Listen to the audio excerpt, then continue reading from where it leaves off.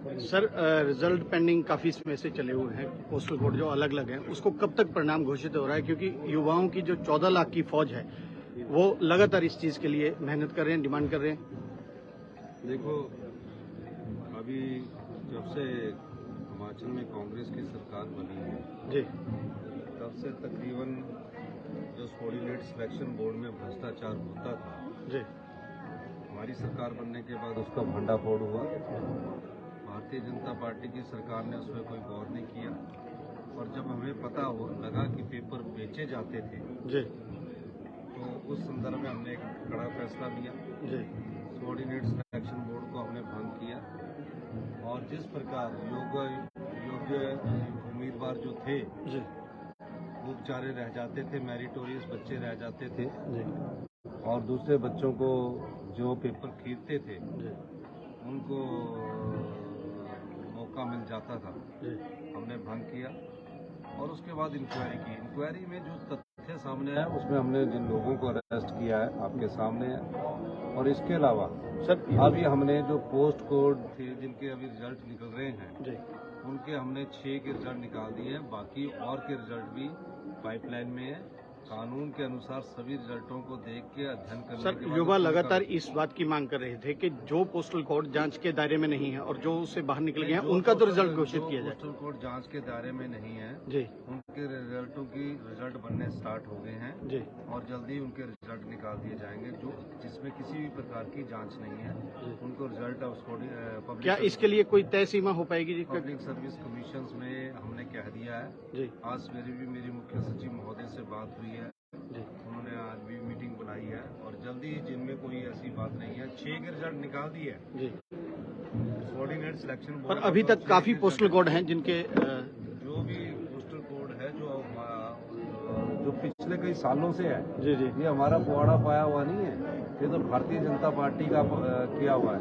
JOIT अभी तक supreme court में 4 साल से केस चल रहा है। जी हम उस केस को सही ढंग से आगे लाना, ठीक करना चाह रहे हैं, जी लेकिन वो सरकार की भी कुछ मजबूरियां, सुप्रीम कोर्ट लंबी डेट देता। हम अर्ली हियरिंग की हमने एप्लीकेशन डाली और जो ड्राइंग टीचर के है वो है उन सबको सरकार स्क्रूटनी कर रही है और जल्दी उनके रिजल्ट भी निकाल देंगे। सर, विभिन्न जो जल विद्युत परियोजनाएं हैं उनसे वाटर सेस के माध्यम से राजस्व जुटाने की बात हो रही है, वहीं शानन के लिए भी आपने कहा है, तो किस तरह से रॉयल्टी जुटाने के लिए? कानूनी तरीके से हमने कहा है कि जिस चीज की लीज खत्म होगी जी उस चीज की रिन्यू तो उस समय की राज्य सरकार करेगी। जी तो राज्य सरकार अभी कांग्रेस पार्टी की है, हमारी सरकार है, तो अगर 24 में लीज होती है और हम उसको रिन्यू नहीं करते तो ऑटोमेटिकली शानन पावर प्रोजेक्ट सरकार के पास आ जाएगा।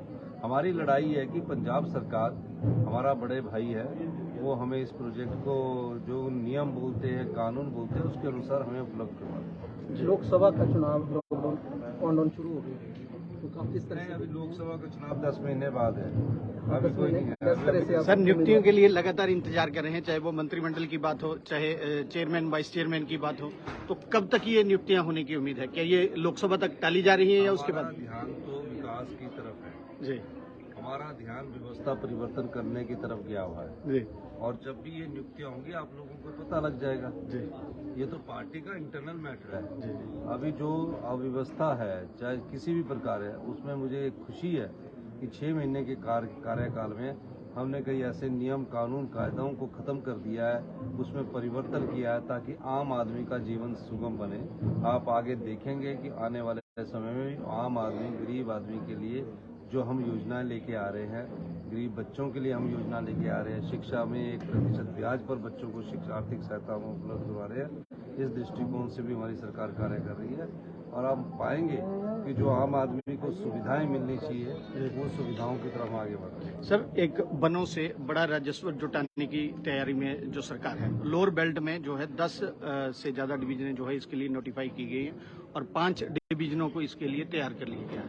हम जो खुदरो दरख्तान है जी उसमें भी जो मालिक है उनको कुछ पेड़ काटने की अनुमति देने जा रहे हैं। जी जो सूख जाते हैं पेड़ या गिर जाते हैं पेड़, उनको उठाने के लिए कुछ 6-6 महीने लग जाते हैं। हम अभी 10-12 10-12 दिन बाद हमारी इसमें मीटिंग है। हम चाहेंगे कि फॉरेस्ट गार्ड और बीओ को इसकी पावर दे दी जाए और जो पेड़ गिरा है पहला हक उस पंचायत के लोग वहीं बीडिंग कर दे तो अच्छी बात है, वरना उसको उठाकर अपने स्टोर में लाए। इस दृष्टिकोण से सरकार सोच रही है और आने वाले समय में ये किसके माध्यम से किया जाएगा, क्योंकि वन निगम और वन विभाग दोनों के अलग अलग से रहता है। फॉरेस्ट कारपोरेशन दोनों की बात हमारी चर्चा होनी है। 10-12 जुलाई को हमारी इस मामले में बैठक हुई है। धन्यवाद। धन्यवाद।